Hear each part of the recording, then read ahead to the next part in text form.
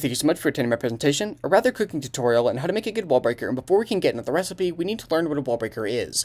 Wallbreakers are meant to do just that, break walls. These are notably different from sweepers, which are trying to win games by themselves. However, they are not mutually exclusive. A sweeper can act as a wallbreaker and vice versa. Breaking can be done in a variety of ways. One of the most popular is using choice items or life orb, which each give you a large boost in power. Pokemon like Mamoswine, who already have monster attacking stats, love running LO to turn its damage output up to 11. You can also use boosting moves, which are more difficult to set up but have the potential to turn entire games around. This is where the lines blur a bit between Breaker and Sweeper, but even here there are clear disparities between the two.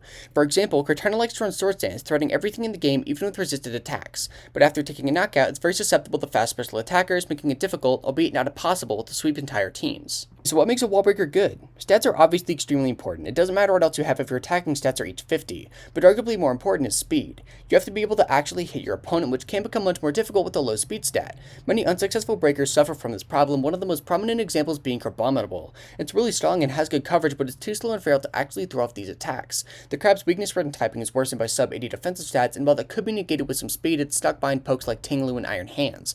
Well, what about Azumarill or King Gambit? Yeah, those guys are slow too, but they're able to abuse priority to go first anyways. You also need good moves to click. Of course, everyone gets stab, ideally one that hits above 90 base power, but having coverage matters too.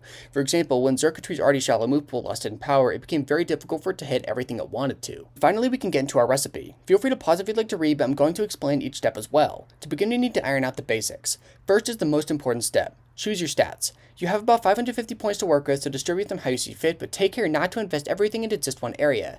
Next, choose your type. While this might seem unimportant, having a strong offensive stab combination will let you hit a wide variety of threats. A dual typing is also nice, but not a necessity. Now we can start adding the stuff that makes your creation yours. Snag your favorite stab moves, ideally with a priority move, and mix well. Coverage isn't technically required, but a dish without it will be bland. With how versatile this can be, use whatever you can find around the house. If you can't afford expensive ingredients like knockoff or a pivot move, that's okay, just make sure you don't forget this step altogether.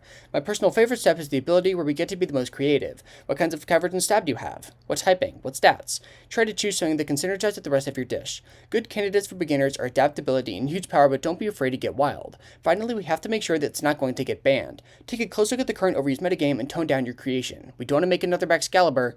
Lastly, we get to cook. Preheat your stovetop to 250 degrees Fahrenheit and stir until golden brown. Be sure to let it cool for about a generation before releasing, is to let power creep catch up. Enjoy. So now let's take a look at my example, and hey look, I made Rillaboom. This Pokemon is absurd and has everything you could ever want. It obviously has Wood Hammer, a 120 BP stab move, but the real star of the show is Priority Grassy Glide. This synergizes perfectly with grassy terrain, which not only boosts its power even further, but also gives it other more defensive uses. Give it a choice band and watch it rip through, even resist, or try out a Sword Stance set, which makes Grassy Glide possibly the scariest goddamn move in the game. Rillaboom can also use Drain Punch to heal itself while dealing decent damage, high horsepower to nail grass resisting poison/steel types, and U-turn is a pivot move. Overall, a fantastic example of a strong wallbreaker. In conclusion, wallbreakers are extremely interesting and there are a lot of factors that go into making a good one. Hopefully this guide helps you learn more about them, and thank you so much for watching.